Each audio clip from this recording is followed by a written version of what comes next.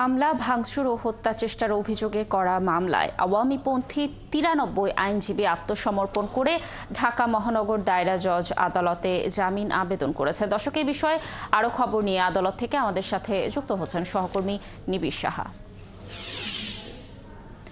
নিবিড়, এই বিষয়ে আপনার কাছে কি তথ্য রয়েছে? আইনজীবীরা কি বলছেন, আর জামিন মঞ্জুর করার বিষয়ে কোনো তথ্য পেয়েছেন কিনা?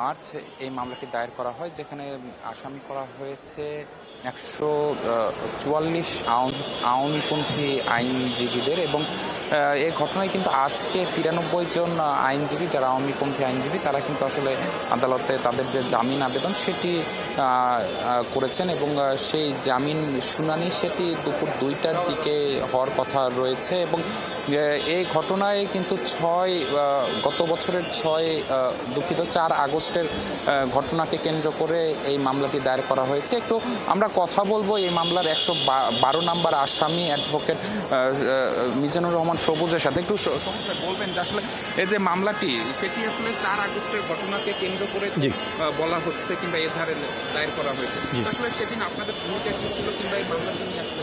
জি দেখুন, আমি এই মামলায় 112 নম্বর আসামি। এই মামলায় 144 জন আসামি আছে, যারা প্রত্যেকেই বাংলাদেশ বার কাউন্সিলের সদস্য এবং ঢাকা আইনজীবী সমিতির নিয়মিত সদস্য। এই আইনজীবীদের এরা রাজনৈতিকভাবে আওয়ামী সমর্থিত আইনজীবী। এবং 5 আগস্টে সরকার পতনের পর যে সকল আওয়ামী লীগের আসামিরা মামলায় জড়িত হয়েছে, সেই আসামিদেরকে আইনি সেবা দিয়ে আসছিল। এইকে কেন্দ্র করে যেই ঘটনা সাজানো হয়েছে 4 আগস্টের, এই 4 আগস্টে ঢাকা আইনজীবী সমিতিতে এই ধরনের কোনো ঘটনাই ঘটে নাই। তারপরেও 6 মাস পরে একটি ঘটনাকে একটা দিনের ঘটনা দেখিয়ে যে মামলাটি করা হয়েছে, এই 6 মাস পরের একটি মামলায় কোনো জব্দ তালিকা নাই। এই মামলার একটি দুর্বল এজাহারের উপর ভিত্তি করে একটা মামলা দায়ের করা হয়েছে। 144 জন আইনজীবী, যে 144 জন আইনজীবী এই মামলার বাদীও একজন আইনজীবী।